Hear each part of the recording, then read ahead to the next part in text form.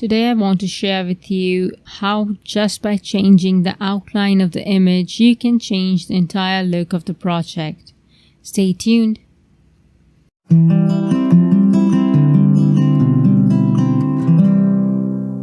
Hi there everyone, welcome to Creative Coloring with Iram.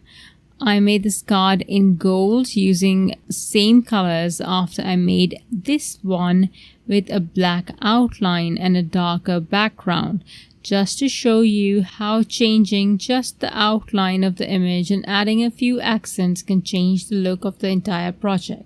I will use Build a Garden Pristine Peonies stamp set and color through the coordinating layering stencils. I will prep a panel of Crest Solar White cardstock with anti-static powder. This is 80 pound. Then I will stamp one of the images with embossing ink. I will cover this in anti-gold embossing powder and then heat set this. Now the original card that I took the inspiration from uses the same ink colors. I'm not going to change the inks. I will place Stencil 1 and start applying Pink Pearl Crisp Dye Ink, starting from the base of the petal, moving to the tips.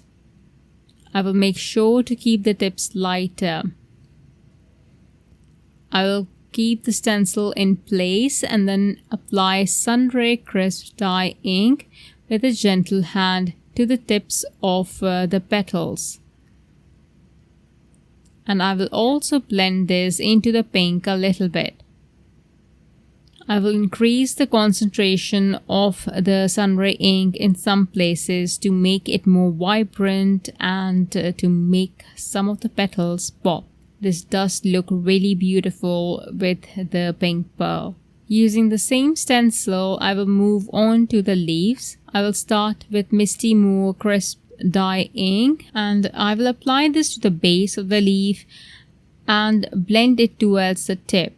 I will add Sunray Dye Ink to the tips of the leaves. Through Stencil 2, I will apply Coral Bliss Crisp Dye Ink, and again I will apply this ink in the same manner as before.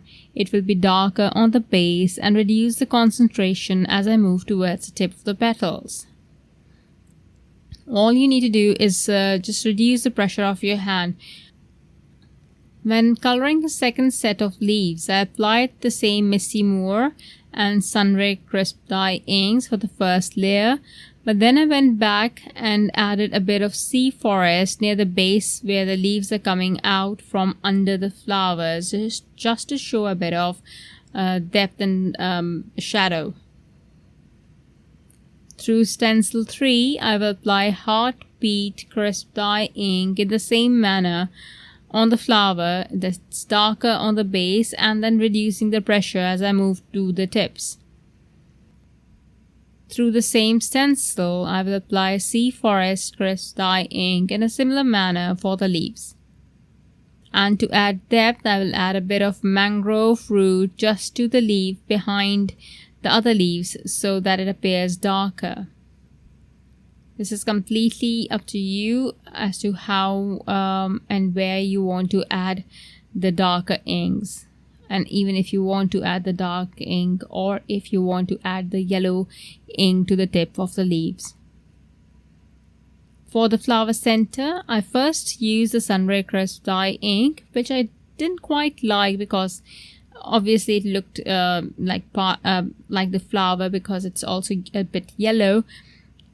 Then I used Jet Black Crisp Dye Ink so that it pops, and the black flower center looked a lot better. I then used the add-on and die cut the image. I have placed this on a piece of cardstock now, and I'm trying to figure out where my inking would go. On my inspiration card, because of the black outline, I was able to add a darker background, but here I will have to go with a lighter one. I will use the large blending brush and add a soft halo of Sunray Crisp Dye Ink.